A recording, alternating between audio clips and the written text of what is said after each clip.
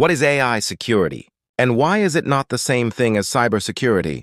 You're going to hear those three words, AI security, cybersecurity, AI safety, used interchangeably all the time. They are not the same thing, and confusing them creates real expensive blind spots in the systems you build, ship, and rely on. So in the next 10 minutes or so, let's clear it up for good. I'm going to give you the map, and by the end, you'll know exactly where this whole series fits. Let me start with two stories, both of which actually happened. Story 1. An AI agent was given access to a user's email account. The user asked it to clean up some old messages, a reasonable request, the kind any of us would make. The agent interpreted that very, very literally, and it deleted the entire inbox. Years of correspondence, receipts, photos, gone in one tool call. Story 2. A company built an internal chatbot, the kind that helps employees look up policies. It had a hidden system prompt instructions only the developers were supposed to see. A clever user typed a message that tricked the bot into ignoring its own rules and spilling that entire hidden prompt to a stranger. Now here's the unsettling part. In both cases, the AI was technically working exactly as designed. It followed the instructions it was given. It used the tools it was permitted to use. It produced output its developers asked for. And that gap between working and safe is the entire reason this field exists. So in this episode, here's what we're going to cover. What exactly is AI security? How is it different from cybersecurity? And from AI safety? Why is everyone suddenly so worried about this?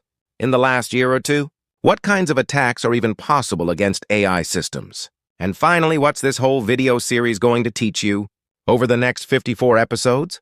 You don't need a prior security background for any of this. You don't need a deep AI background either. Just bring your curiosity. That'll be enough. First, we need to untangle three terms that get jumbled together constantly: AI security, cybersecurity, and AI safety. They overlap. They share some tools. They share some people. But each one answers a completely different question. And here's the part that bites you in practice. If you confuse them, you'll end up defending one really well, while leaving the others wide open. I see this with engineering teams all the time. They lock down the network, hire a great security team, ship an AI feature and never think about prompt injection, or the other way around. They obsess over the model and forget that the AI runs on a server with default credentials. So let's take all three, one at a time. First, AI security. This one's about protecting the AI system itself, not the network it runs on, not the model's general behavior. The system itself from people who actively want to attack it. The questions in this box are very concrete. Can someone trick the model into breaking its own rules? That's prompt injection. We cover it in episode 3. Can someone poison the data the model learned from, so it misbehaves on cue later? That's data poisoning. Episode 7. Can someone copy the model, extract it through its public API? Model extraction. Episode 8. This middle layer, defending the AI from adversaries who specifically want to abuse it, is exactly what this whole series is about. Second, cybersecurity.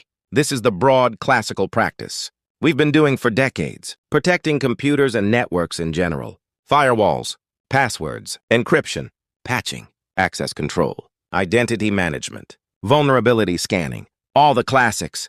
In this world, an AI system is just one more asset you have to defend.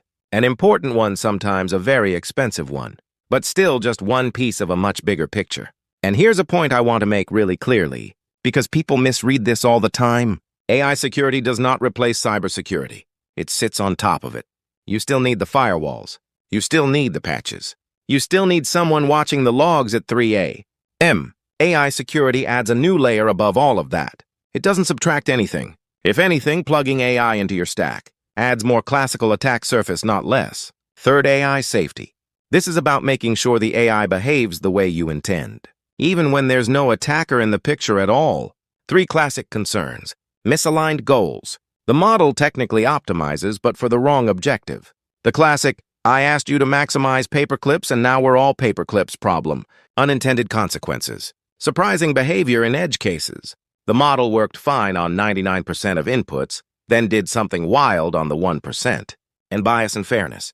The model causes real harm even while working correctly, because the training data reflected human bias. No malicious hacker required. No vulnerability in the traditional sense. The risk is the model itself. AI safety is a huge field. We're not going deep on it in this series, but you need to know it exists and where it sits relative to security. Let's put them side by side. Cybersecurity protects every computer, networks, servers, endpoints, identities, the whole IT estate. AI safety is about the model's own behavior. Is it doing the right thing? Is it fair? Is it predictable? Is it pursuing the goal you actually meant? And AI security sits right in the middle. It defends the AI from people who want to abuse it. That middle box, that's where this series lives. Here's the easiest way to remember the difference. 3 short questions. Cybersecurity asks, can they get in? AI safety asks, is it doing the right thing? And AI security asks, can someone make it do the wrong thing? If you remember nothing else from this episode, remember those 3 questions. So why has AI security suddenly become a thing? For years, AI mostly lived in research labs, image classifiers, recommender systems, some translation, useful but contained. Then, almost overnight, that changed. Today, AI is plugged into pretty much everything. Your chatbots, your email, your customer support, your code, your documents, your search bar, and increasingly, your internal tools, and AI agents that take real actions. Sending emails, editing files, executing code, spending money. Here's the uncomfortable truth I want you to sit with. Every new place we plug AI into is also a brand new attack surface. The attack surface didn't grow gradually. It exploded. And we're going to spend the rest of this series walking through it piece by piece. So what can attackers actually do to AI systems? 4 big categories. Every one of these gets its own deep dive episode later. One trick it with words. Just by typing the right input, you can make a model ignore its own rules. That's called prompt injection. According to OWASP, it's the #1 risk for AI applications. We cover it in episode 3. 2, poison its data. Corrupt what the model learned from, so it misbehaves later on cue. We cover that in episode 7.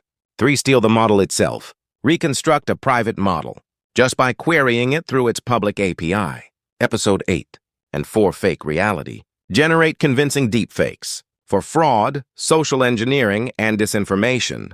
We touch on this throughout the series. 4 categories, hundreds of variants. But these 4 are the spine. Here's the roadmap. First, we attack AI systems, so you can see exactly how they break. Module A and Module B. Second, we defend them. We build the actual fences. Module C. Third, we red team them.